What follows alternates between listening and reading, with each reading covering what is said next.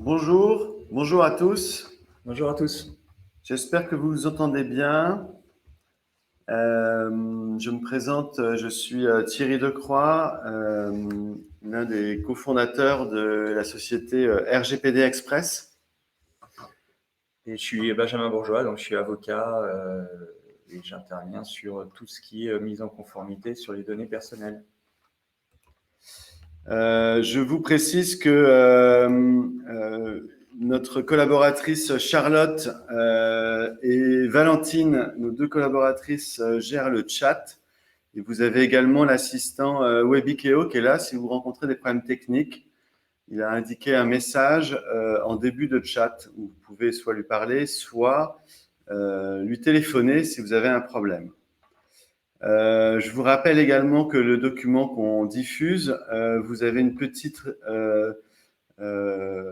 possibilité en bas à droite du document pour pouvoir le mettre en plein écran pour avoir une meilleure lisibilité. Alors, il est 10h01, on va démarrer sans attendre tout le monde. On est plusieurs centaines en ligne déjà. Donc, comme vous le savez, le RGPD est en vigueur maintenant depuis plus de 3 ans déjà. Et beaucoup d'études démontrent que encore trop d'entreprises, beaucoup d'entreprises, on va voir quelques chiffres, ne sont pas encore conformes face à leurs obligations juridiques. La CNIL avait laissé un délai pour que les entreprises puissent se mettre conformes. Ce délai, il est arrêté depuis quelques semaines. Le Covid n'a pas du tout arrangé puisque ça n'a pas été la priorité des entreprises pendant la période des 12 derniers mois. Aujourd'hui, on voit, grâce à notre solution, qu'il y a un regain d'activité pour que les entreprises rattrapent leur retard. Aujourd'hui, on va vous présenter avec Benjamin Bourgeois, donc, qui est avocat, quelques chiffres sur le RGPD qui retracent bien l'actualité de ces 3 dernières années.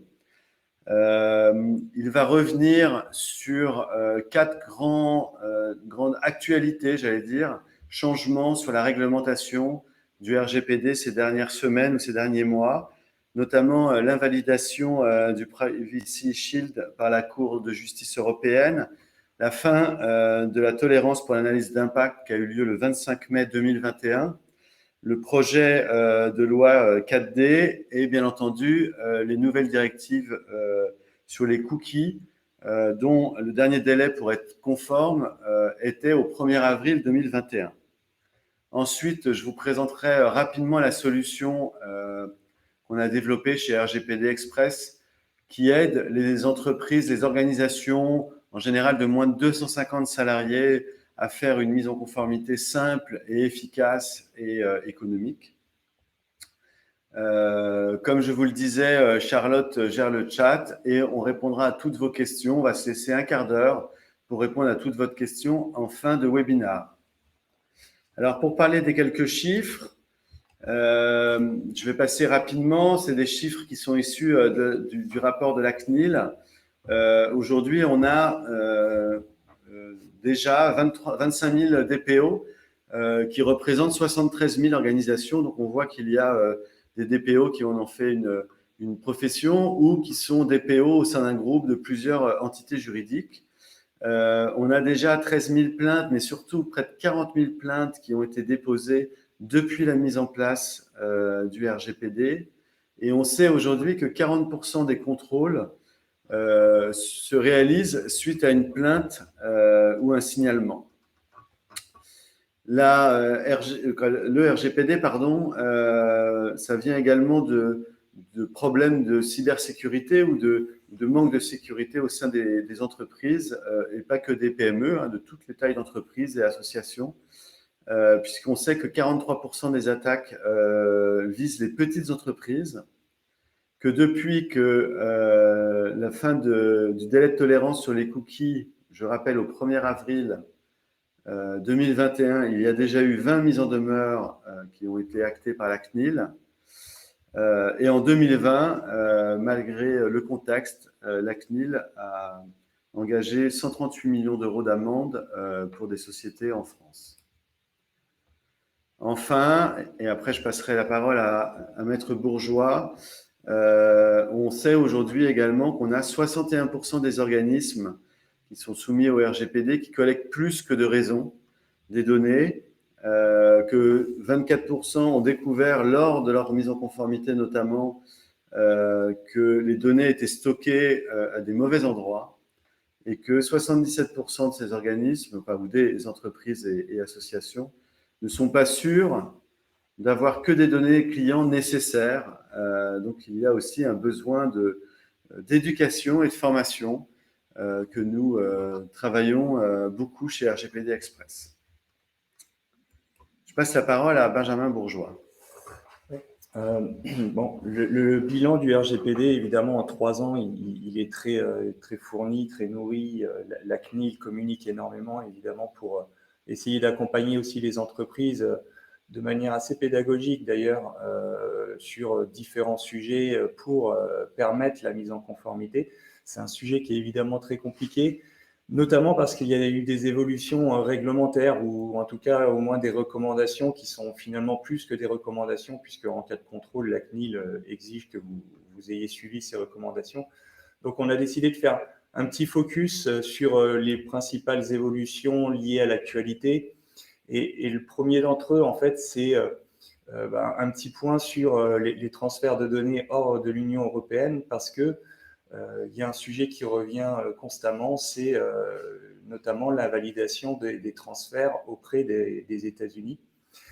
Alors, comme vous le savez sans doute, aujourd'hui, pour faire un transfert hors de l'Union européenne des données personnelles que vous possédez, vous êtes obligé de vérifier l'adéquation, ce qui n'est pas simple évidemment, du pays de destination des données personnelles.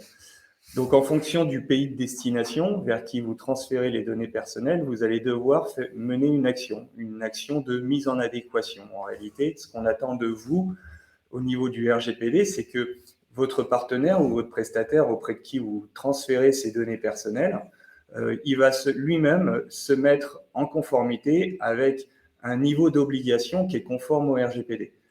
Et donc, potentiellement, on est obligé de faire des mesures correctives, des actions correctives, et notamment de soumettre ce qu'on appelle des clauses types à des partenaires qui sont dans ces pays de destination. Et contre toute attente, la Cour de justice européenne a invalidé ce qu'on appelait le Privacy Shield, qui devait permettre cette mise en adéquation et donc permettre des transferts vers les États-Unis sans la moindre action.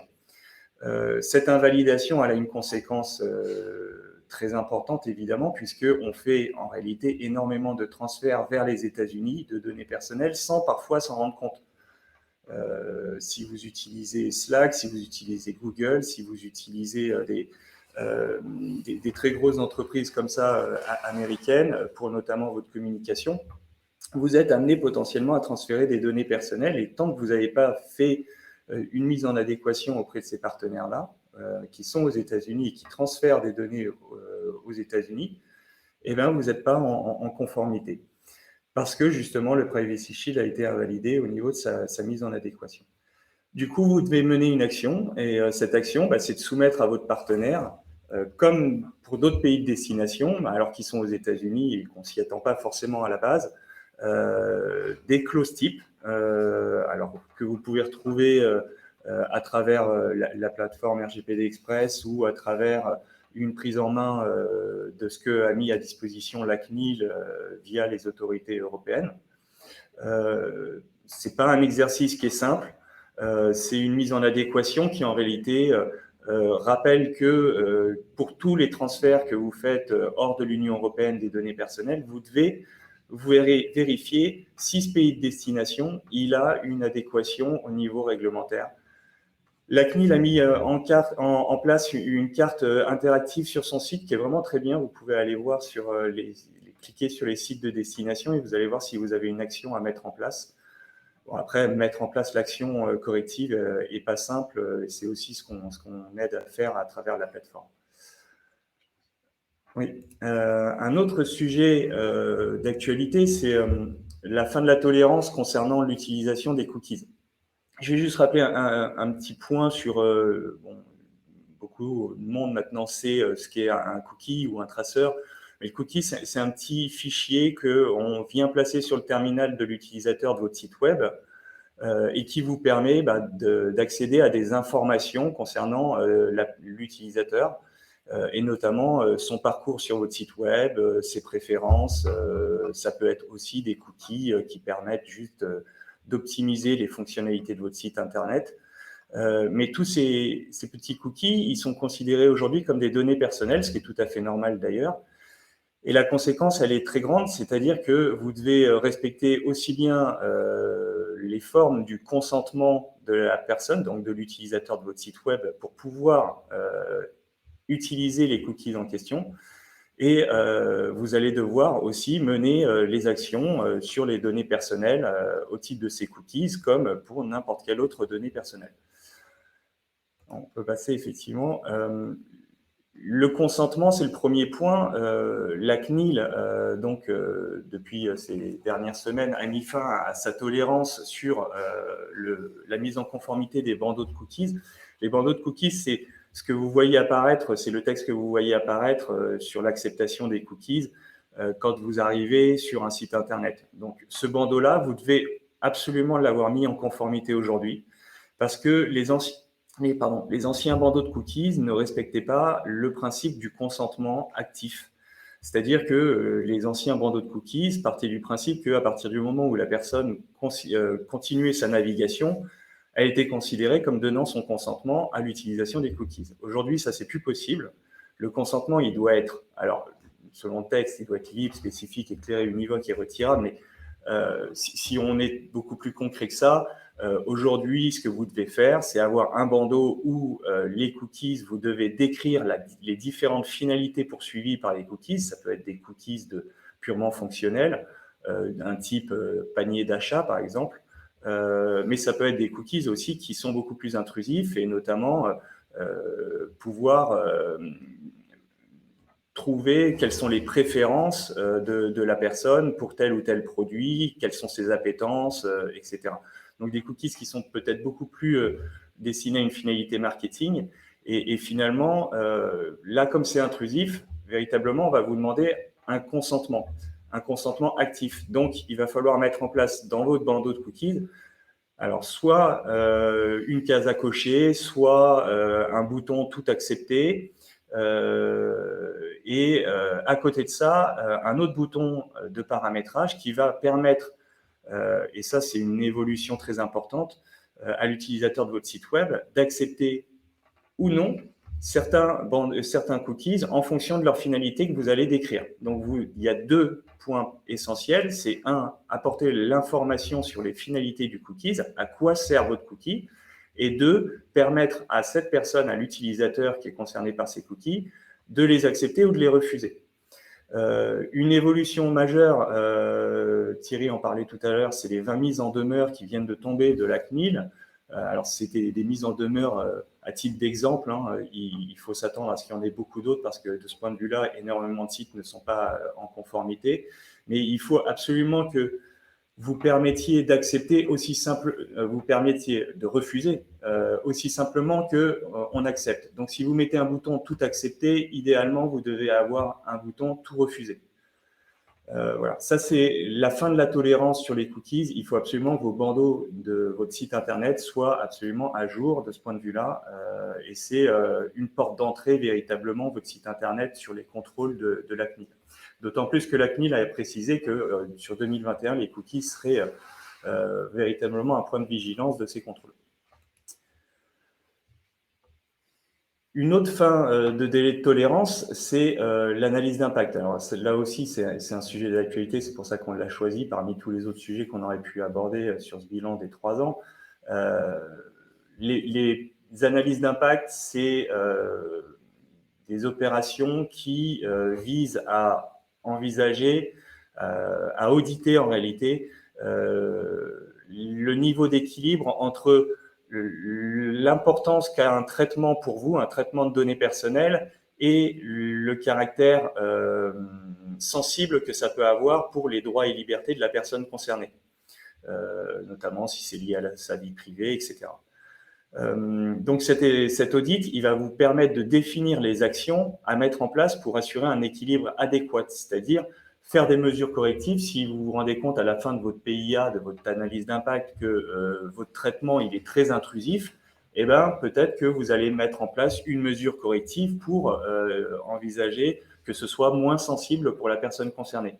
Et s'il n'y a pas de mesure corrective possible, vous devez purement et simplement renoncer à votre traitement. Donc, au 25 mai 2021, la CNIL exige évidemment que vous ayez fait toutes les analyses d'impact, mais ça depuis le départ, en réalité, depuis l'entrée en vigueur du RGPD, pour tous les traitements que vous faites depuis l'entrée en vigueur du RGPD, mais vous avez été potentiellement et même très vraisemblablement amené à faire des traitements avant l'entrée en vigueur du RGPD. Et ces traitements-là, ils n'ont pas fait forcément l'objet d'une analyse d'impact. Et c'est cette tolérance-là qui est abandonnée, qui est expirée maintenant depuis quelques jours du côté de la CNIL. La CNIL est susceptible de vous mettre une amende si vous n'avez pas effectué de PIA sur vos anciens traitements, mais que vous continuez aujourd'hui. Donc, soyez vigilants. L'analyse d'impact d'expérience, c'est quelque chose qui, d'une part, n'est pas simple à mettre en place, n'est pas simple à percevoir, c'est-à-dire pour savoir si on a besoin de la mettre en place, si on a besoin de procéder à une analyse d'impact, et elle est souvent laissée de côté.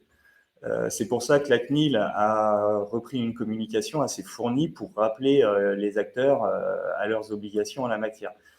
De manière synthétique, en fait, vous pouvez vérifier si vous avez besoin de procéder à une analyse d'impact en regardant la liste des traitements rendant la PIA obligatoire. Alors, c'est une liste que vous pouvez retrouver sur le site RGPD Express, mais vous pouvez aussi la retrouver via la CNIL. Et donc, la CNIL a défini toute une liste de traitements qui vous oblige à effectuer une analyse d'impact.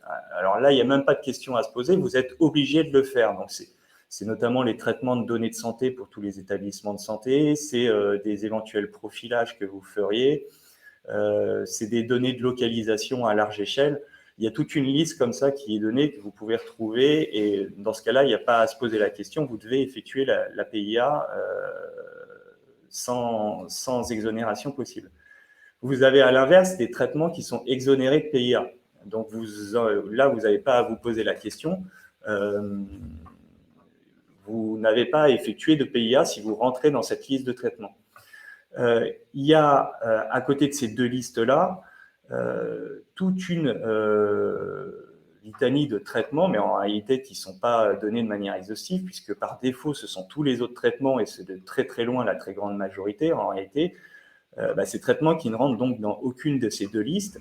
Et là, en fait, vous allez devoir confronter le traitement à plusieurs critères qui sont donnés par la CNIL. Alors, on vous en a donné des exemples, mais il y a 9 critères, et c'est des données sensibles de collecte à large, ou des collectes à large échelle, etc. Vous allez trouver ces 9 critères. Là encore, vous pouvez les retrouver soit sur la plateforme, soit sur le site de la CNIL. Il faut trouver les informations sur le site de la CNIL, mais en tout cas, ça c'est des informations que vous pouvez trouver assez facilement quand même. Et une fois que vous allez avoir regardé ces 9 critères, et vous allez confronter votre traitement à ces 9 critères, et puis vous allez regarder si vous avez 2 critères qui sont remplis. Attention, la CNIL précise que si vous jugez que le traitement il est à risque vous-même et que vous remplissez un seul de ces critères, la PIA s'impose. Donc, dans tous les cas, si vous remplissez 2 critères, vous effectuez la PIA. Si vous en avez un et que le traitement il est à risque, vous effectuez également la PIA. On peut passer. Alors, on a voulu aussi conclure ce petit bilan d'actualité par le bilan des contrôles et des risques, parce que lui-même, il rejoint d'ailleurs l'actualité à 2 titres. La CNIL a communiqué un petit peu sur ces contrôles. Aujourd'hui, clairement, le RGPD, ça fait 3 ans, tout le monde sait qu'il doit être mis en conformité. Il y a une énorme communication de la part de la CNIL. On en a entendu parler Dans l'actualité, peut-être que vos clients eux-mêmes vous ont obligé à prendre des mesures autour du RGPD parce que vous êtes susceptible d'engager leurs propres responsabilités. C'est pas qu'un problème de prévention vis-à-vis d'une amende de la CNIL, c'est aussi une question de crédibilité vis-à-vis de vos partenaires, que vous soyez en B2B ou en B2C, en vous adressant à des particuliers. Aujourd'hui, les entreprises qui s'adressent aux particuliers reçoivent énormément de demandes d'exercice de droit de la part des personnes. Donc, ces contrôles, aujourd'hui, on a 3 ans de recul, les contrôles, ils se sont éminemment intensifiés. On a évidemment le Covid qui a pourtant énormément impacté le contrôle de la CNIL. Il faut savoir que la CNIL a eu des injonctions pour cesser tout contrôle sur place et intempestif, donc un petit peu par surprise, du fait de la situation sanitaire. Donc, c'est des contrôles qui se font à distance. En tout cas, le nombre de contrôles, lui, il a forcément augmenté et il va énormément augmenter à l'avenir, c'est certain. De manière corrélative, le nombre d'amendes et le montant des amendes augmente parce que le nombre des amendes est lié au nombre de contrôles, évidemment, mais aussi le montant des amendes est lié au fait que la CNIL est de moins en moins tolérante. Ce qui est normal. Le temps passe, ça fait 3 ans maintenant qu'on sait qu'on doit se mettre en conformité, on devrait être en conformité. Alors, en même temps, le RGPD est vraiment un sujet qui n'est pas simple. Et pourtant, même si le sujet n'est pas simple, le temps passant, on s'est rendu compte que les contrôles de la CNIL, ils étaient peut-être trop complexes et du coup, pas assez nombreux. Et du coup, un projet de loi envisage de simplifier ce mode de contrôle et les sanctions avec un montant maximal de 20 000 euros.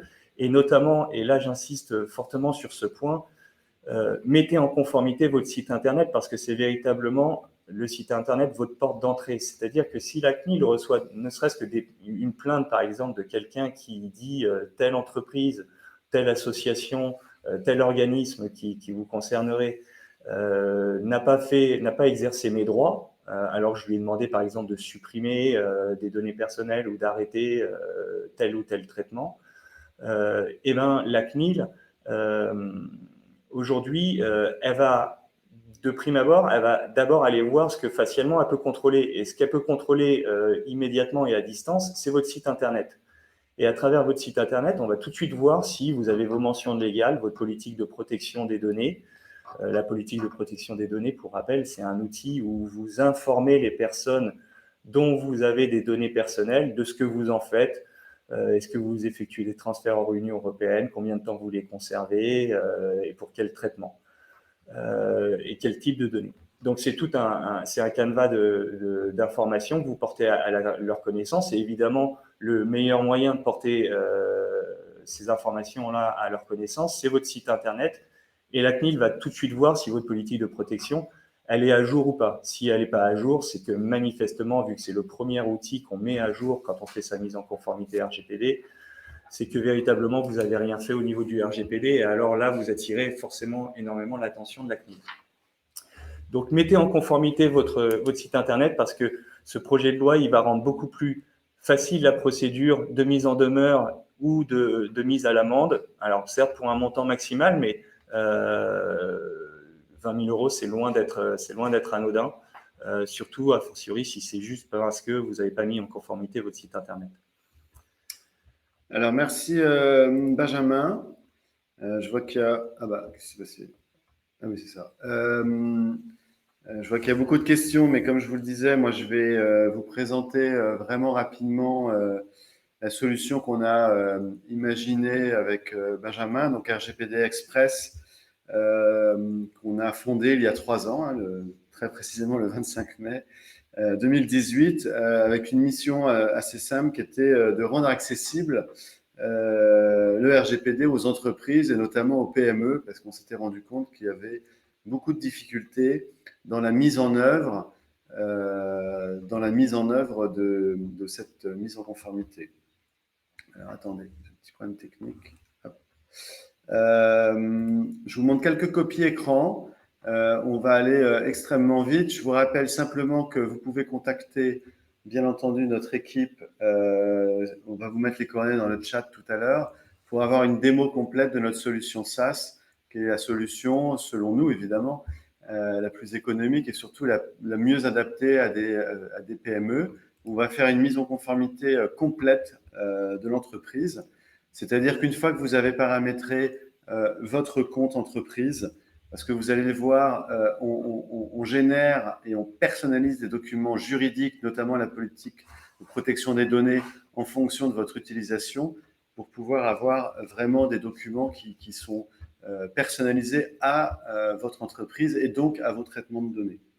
On arrive sur une première étape qui est très importante, qu'on a rendue extrêmement agile et facile à comprendre, c'est l'état des lieux où on a regroupé, là vous voyez l'item des salariés, mais nous avons regroupé les 5 items les plus utiles, c'est-à-dire les salariés, les prestataires fournisseurs, les clients prospects, les visiteurs notamment de vos sites internet et également d'autres données que vous pouvez avoir.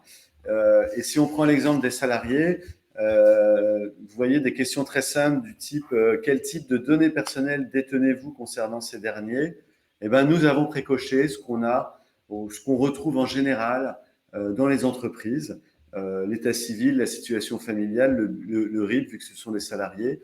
Et nous allons faire cette même étape pour vos fournisseurs, pour vos clients, etc. Les données que vous possédez, où sont-elles stockées et comment vous les utilisez.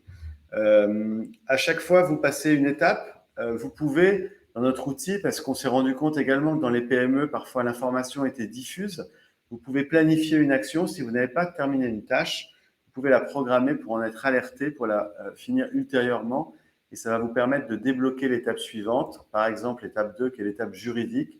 Vous avez toujours la même logique, c'est pour ça que je vais très vite ce matin, où vous allez donner les finalités de traitement que vous avez, et en fonction de ces étapes, vous allez pouvoir générer automatiquement et de façon personnalisée votre politique de protection des données. Vous allez faire la même chose avec les contrats que vous allez devoir envoyer à vos salariés. Vous allez faire la même chose pour les sous-traitants ultérieurs.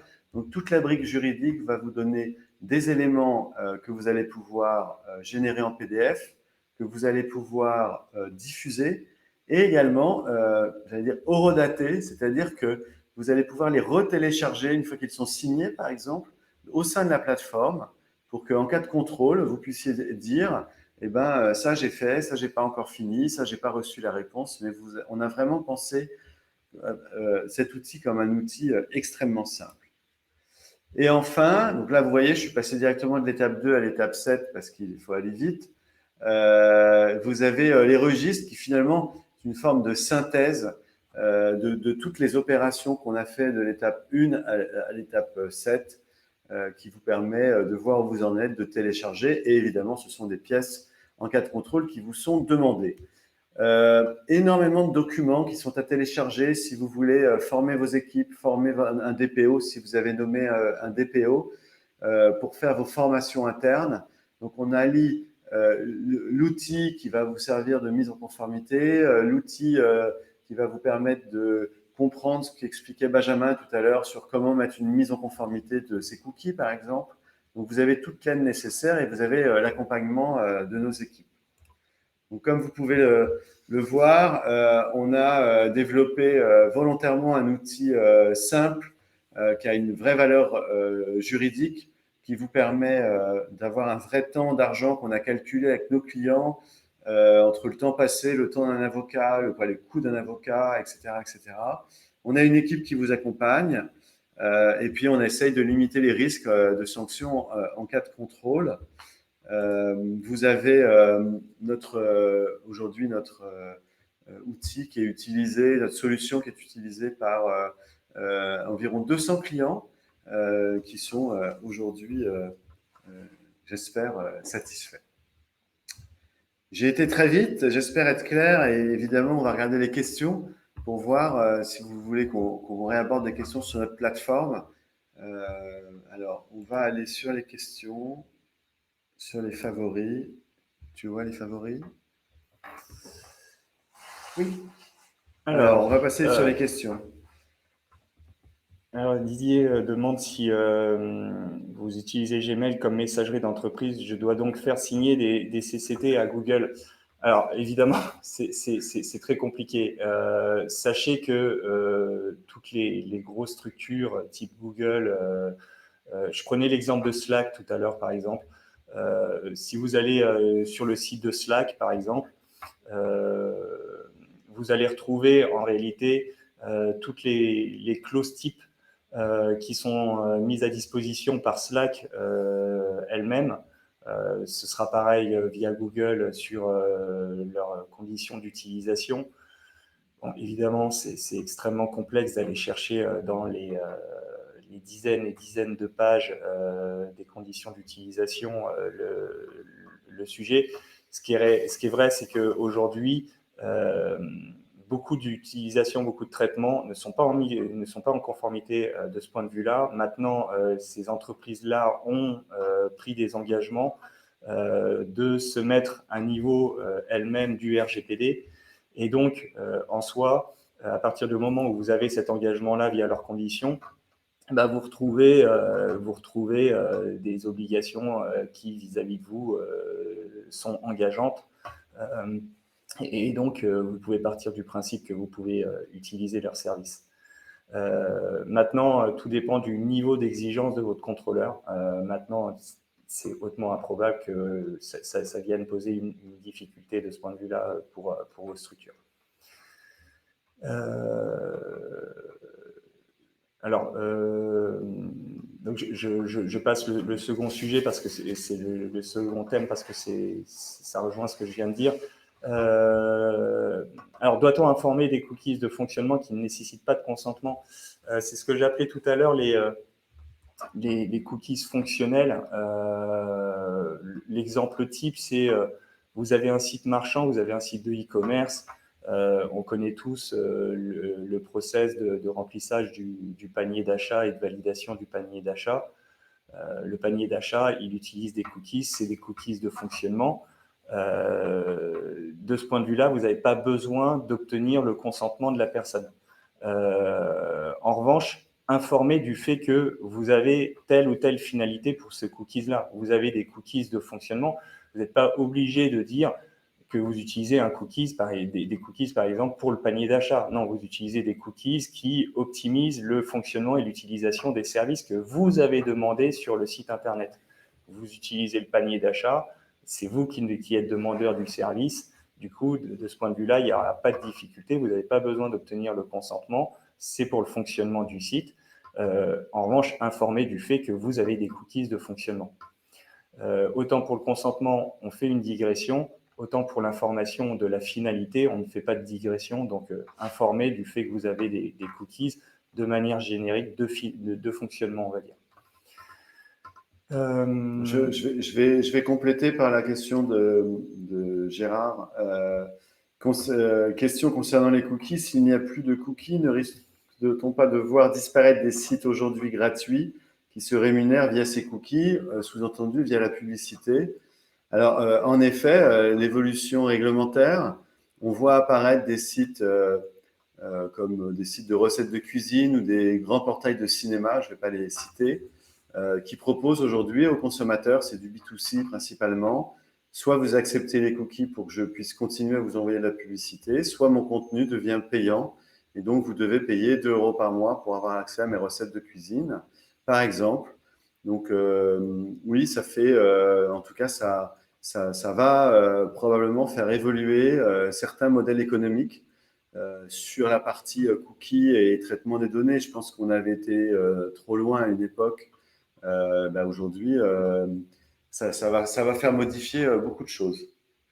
Et je vais reposer la question à Benjamin du quid du RGPD pour les sociétés qui font du B2B, parce que c'est une question qu'on a tous les jours, je pense. Alors, en réalité, évidemment, si vous êtes en B2B, vous allez être de fait moins impacté. Mais attention, que vous soyez en B2B ou en B2C, vous avez les mêmes obligations en matière de mise en conformité à tous les niveaux, parce que quand vous êtes en B2B, en réalité, vous utilisez des données personnelles. Vous avez des interlocuteurs auprès de vos clients qui sont certes des entités, donc des entreprises, mais vous avez des interlocuteurs au sein de ces entreprises. Vous devez considérer que ces données-là sont des données personnelles, certes de vos interlocuteurs, mais donc dans un cadre de business, entre guillemets, mais ce sont des données personnelles. Donc, de ce point de vue-là, vous devez, par exemple, vous devez les informer de ce que vous faites de leurs données personnelles. Vous avez, de toute façon, que vous soyez en B2B ou en B2C, vous avez des collaborateurs. Vis-à-vis de ces collaborateurs-là, vous avez aussi des obligations et ils ont des devoirs vis-à-vis de vous. Vous devez vous mettre en conformité vis-à-vis des collaborateurs. Donc, que vous soyez en B2B ou en B2C, ça ne change rien. Que vous soyez en B2B ou en B2C, vous avez des prestataires qui seront considérés comme des sous-traitants au sens du RGPD. Alors, on n'a pas abordé ce sujet-là, mais typiquement, quand vous avez des sous-traitants au sens du RGPD, c'est-à-dire des entités qui travaillent sur des données personnelles pour votre compte suivant des finalités que vous leur avez définies, eh bien, que vous soyez en B2B ou en B2C, vous devez faire une contractualisation de votre relation au sens du RGPD avec ces prestataires-là. Donc, finalement, le B2B est en réalité moins impacté par le RGPD sous un seul angle, c'est l'angle de la prospection commerciale, parce que la prospection commerciale, sous l'angle du B2B, là on n'a pas le temps de rentrer dans le détail, mais est beaucoup moins impactée que pour le B2C. Ça rejoint une autre question en revanche qui apparaissait, c'était de savoir si au niveau des cookies, il y avait lieu de faire une digression si donc on était en B2C ou en B2B. Non, on n'en fait pas. Les cookies, en réalité, ils sont accessibles, ils sont posés sur le terminal de n'importe quel utilisateur de votre site internet. Et derrière, il y a une personne. Donc, c'est bien une donnée personnelle derrière. Donc, on va toujours considérer le cookies comme une donnée personnelle. De ce point de vue-là, ne vous dites pas, comme je suis en B2B, mes cookies sur mon site, je n'ai pas à me conformer à la réglementation au sens du RGPD en tant que données personnelles. Alors, il y a d'autres sujets qui y arrivent. Thierry, je ne sais pas si tu vu en particulier. Alors, il y a une question sur les prix de notre solution RGPD Express. Je vous invite à contacter notre équipe pour avoir le détail. Nos tarifs, ils sont basés sur la taille de l'entreprise. Donc, je ne vais pas vous faire toutes les tailles de l'entreprise. Évidemment, si vous êtes une entreprise avec un seul salarié, ça ne sera pas du tout le même prix qu'une société de 25 salariés. Pour une boîte, pour vous donner un exemple, pour une société d'une vingtaine de salariés, on est à 150 € par mois environ. Et je vous dis environ parce qu'il peut y avoir quelques options de service. On revient un petit peu sur les cookies parce que c'est une bonne question. En effet, on n'y pense pas forcément. On nous demande si les cookies, on doit faire la même mise en conformité pour une application mobile.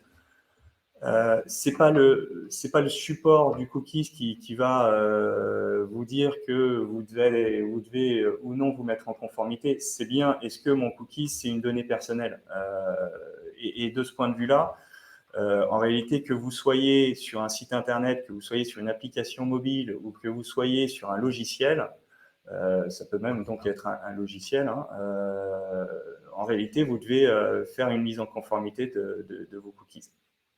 Donc, de ce point de vue-là, ne faites pas de digression non plus par rapport à l'accessibilité des informations.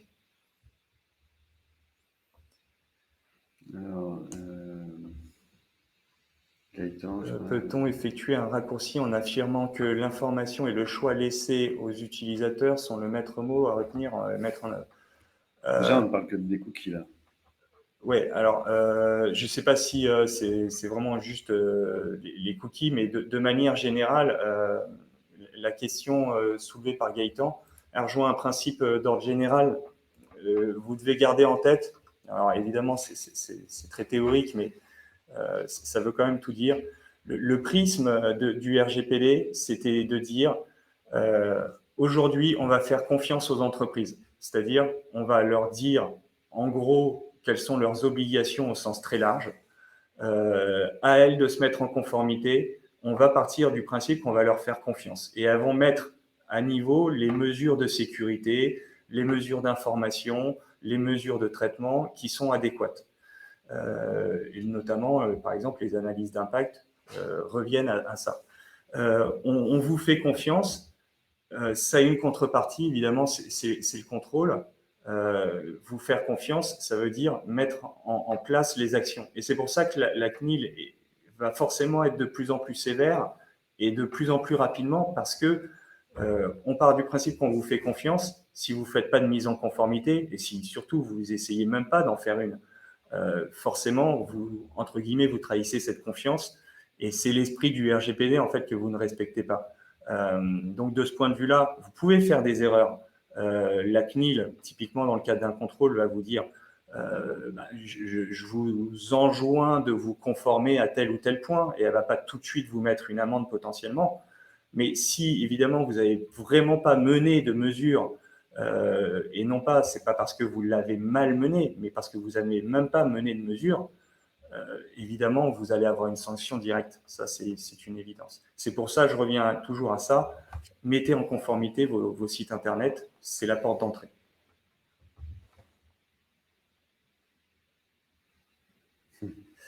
Alors, sur un site vitrine en B2B, est-ce qu'il faut faire deux choix, accept ou refuser? C'est ce que je disais tout à l'heure. Donc, premier point, ne faites pas de digression entre le B2B et le B2C au niveau des cookies. Mettez en conformité votre bandeau. Peu importe votre secteur, peu importe sur quel marché vous intervenez, quels sont vos interlocuteurs, etc. Et effectivement, aujourd'hui, la CNIL, elle vient d'envoyer des mises en demeure, comme je disais tout à l'heure, pour rappeler, attention, vous n'êtes pas en conformité parce que vous avez mis un bouton tout accepter, mais vous n'avez pas mis l'équivalent pour permettre de refuser aussi facilement les cookies que de les accepter. Alors forcément, du coup, la seule solution qu'on envisage derrière, même si la CNIL ne le dit pas, elle ne le dit que sous une forme de recommandation, c'est de mettre à côté du bandeau, du petit bouton en opt-in tout accepté, c'est de mettre un bouton tout refusé. Voilà, si vous voulez vraiment être sûr de ne pas avoir de difficulté avec la CNIL, vous mettez votre bouton tout refusé à côté de votre bandeau, de votre bouton, je vais y arriver, tout accepté, et vous n'aurez pas de difficulté de ce point de vue-là.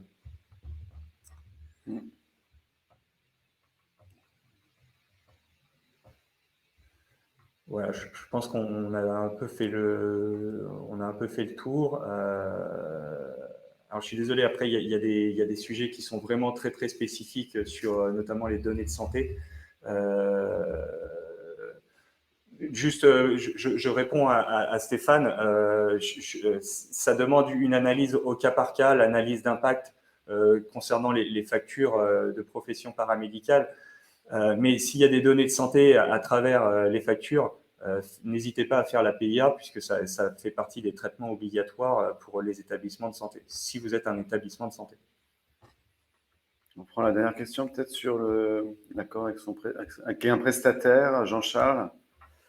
Alors, quel accord faut-il avoir avec un prestataire, c'est-à-dire à quel point faut-il s'assurer qu'il est en conformité avec le RGPD, par exemple, pour mon webmaster indépendant?